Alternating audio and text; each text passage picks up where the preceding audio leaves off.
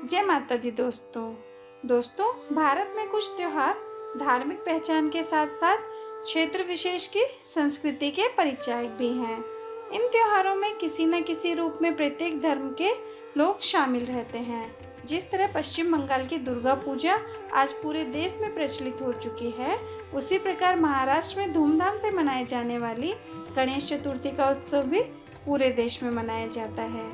गणेश चतुर्थी का यह उत्सव लगभग 10 दिनों तक चलता है, जिस कारण इसे गणेश उत्सव भी कहते हैं। दोस्तों, उत्तर भारत में गणेश चतुर्थी को भगवान श्री गणेश की जयंती के रूप में मनाया जाता है।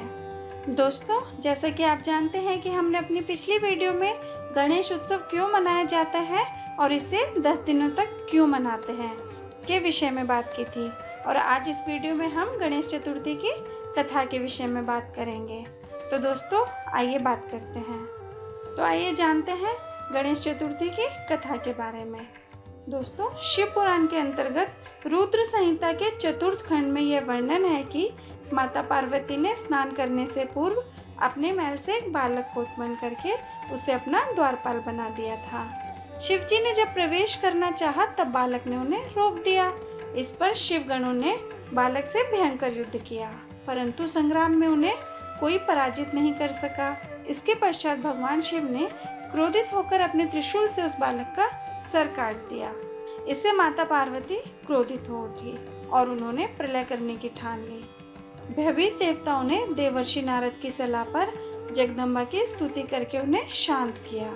इसके पश्चात शिव जी के निर्देश पर विष्णु जी उत्तर दिशा में सबसे पहले मिले जीव हाथी का सर काटकर ले आए। इसके पश्चात मृत्युंजय रुद्र ने गज के उस मस्तक को बालक के धड़ पर रखकर उसे पुनर्जीवित कर दिया। इसके पश्चात माता पार्वती ने हर्षित होकर उस गजमुख बालक को अपने हृदय से लगा लिया और देवताओं ने अग्रणी होने का आशीर्वाद दिया। दोस्तों, एक अन्य कथा के अनुसार एक बार महादेव जी पार्वती सहित नर्मदा के तट पर गए। वहाँ एक सुंदर स्थान पर पार्वती जी ने महादेव के साथ चौपड़ खेलने की इच्छा व्यक्त की। तब शिव जी ने कहा, हमारी हार जीत का साक्षी कौन होगा? पार्वती जी ने तत्काल वहाँ की घास के तिनके बटोरकर एक पुतला बनाया और उसमें प्राण प्रतिष्ठा करके उससे कहा, बेटा, हम चौपड़ खेलना चाहते हैं, किंतु यहाँ हार जीत का साक्षी कोई नहीं है, अतः खेल के अंत में तुम हमारी हार जीत के साक्षी होकर बताना कि हम में से कौन जीता और कौन हारा। खेल आरंभ हुआ। देवयोग से 3 बार पार्वती जी ही जीती। जब अंत में बालक से हार जीत का निर्णय कराया गया तो उसने महादेव जी को विजयी बताया। परिणामतः पार्वती जी ने क्रोधित होकर उसे एक पांव से लंगड़ा होने और वहां के कीचड़ में पड़ा रहकर दुख भोगने का श्राप दे दिया। बालक ने विनम्रता पूर्वक कहा, माँ, मुझसे अज्ञानवश ऐसा हो गया है। मैंने किसी कुटिलता या द्वेष के कारण ऐसा नहीं किया है। मुझे क्षमा करें तथा शाप से मुक्ति का कोई उपाय बताइए। तब ममता रूपी माँ को उस पर दया आ गई और वे बोली, यहाँ नाग कन्याएं गणेश पूजन करने आएंगी। उनके उपदेश से तुम गणेश व्रत करके मुझे प्राप्त करोगे। इतना कहकर वे कैलाश पर्वत चली गई। 1 वर्ष बाद वहाँ श्रावण में नाग कन्याएं गणेश पूजन करने के लिए आई। नाग कन्याओं ने गणेश व्रत करके उस बालक को भी व्रत की विधि बताई। तत्पश्चात बालक ने 12 दिन तक गणेश जी का व्रत किया। तब गणेश जी ने उसे दर्शन देकर कहा कि मैं तुम्हारे व्रत से अत्यंत प्रसन्न हूँ, मनोवांछित वर मांगो। बालक बोला, भगवान, मेरे पाँव में इतनी शक्ति दे दो कि मैं कैलाश पर्वत पर अपने माता पिता के पास पहुँच सकूँ और वे मुझ पर प्रसन्न हो जाएं। गणेश जी तथास्तु कहकर अंतर्ध्यान हो गए। बालक भगवान शिव के चरणों में पहुँच गया। शिव जी ने उससे वहाँ तक पहुँचने के साधन के बारे में पूछा। तब बालक ने सारी कथा शिव जी को सुना दी। उधर उसी दिन से अप्रसन्न होकर पार्वती जी शिव जी से भी विमुख हो गई थी। इसके पश्चात भगवान शंकर ने भी बालक की तरह 21 दिन पर्यंत श्री गणेश का व्रत किया, जिसके प्रभाव से पार्वती के मन में स्वयं महादेव जी से मिलने की इच्छा जागृत हुई। वे शीघ्र ही कैलाश पर्वत पर आ पहुंची। वहां पहुंचकर पार्वती जी ने शिव जी से पूछा, भगवान, आपने ऐसा कौन सा उपाय किया जिसके फलस्वरूप मैं आपके पास भागी भागी आ गई हूँ? शिव जी ने गणेश व्रत का इतिहास उनसे कह दिया।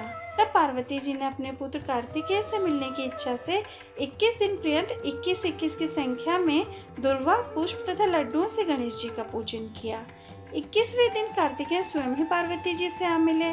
उन्होंने भी माँ के मुख से इस व्रत का महात्म्य सुनकर व्रत किया। कार्तिकेय ने यही व्रत विश्वामित्र जी को बताया। विश्वामित्र जी ने यही व्रत करके गणेश जी से जन्म से मुक्त होकर ब्रह्म ऋषि होने का वर मांगा। गणेश जी ने उनकी मनोकामनाएं पूर्ण की। ऐसे हैं श्री गणेश जी जो सभी की मनोकामनाएं पूर्ण करते हैं। दोस्तों, एक अन्य कथा के अनुसार एक बार महादेव जी स्नान करने के लिए भोगावती गए। उनके जाने के पश्चात पार्वती जी ने अपने तन के मैल से एक पुतला बनाया और उसका नाम गणेश रखा। पार्वती ने उससे कहा, हे पुत्र, तुम एक मुग्दल लेकर द्वार पर बैठ जाओ। मैं भीतर जाकर स्नान कर रही हूँ। जब तक मैं स्नान न कर लूं तब तक तुम किसी भी पुरुष को भीतर मत आने देना। भोगावती में स्नान करने के बाद जब भगवान शिव जी आए तो गणेश जी ने उन्हें द्वार पर रोक लिया। इसे शिव जी ने अपना अपमान समझा और क्रोधित होकर उनका सिर धड़ से अलग करके भीतर चले गए। पार्वती जी ने उन्हें नाराज देखकर समझा कि भोजन में विलम्ब होने के कारण महादेव जी नाराज हैं। इसलिए उन्होंने तत्काल 2 थालियों में भोजन परोसकर शिव जी को बुलाया। तब दूसरा थाल देखकर तनिक आश्चर्यचकित होकर शिव जी ने पूछा, यह दूसरा थाल किसका है? पार्वती जी बोली, ये पुत्र गणेश के लिए है, जो बाहर द्वार पर पहरा दे रहा है। यह सुनकर शिव जी और अधिक आश्चर्यचकित हुए। तुम्हारा पुत्र पहरा दे रहा है? हाँ नाथ, क्या आपने उसे नहीं देखा? देखा तो था, किंतु मैंने तो अपने रोके जाने पर उसे कोई उद्दंड बालक समझकर उसका सिर काट दिया। यह सुनकर पार्वती जी बहुत दुखी हुई। वे विलाप करने लगी। तब पार्वती जी को प्रसन्न करने के लिए भगवान शिव ने एक हाथी के बच्चे का सिर काटकर बालक के धड़ से जोड़ दिया। पार्वती जी इस प्रकार पुत्र गणेश को पाकर बहुत प्रसन्न हुई। उन्होंने पति तथा पुत्र को प्रीतिपूर्वक भोजन कराकर बाद में स्वयं भोजन किया।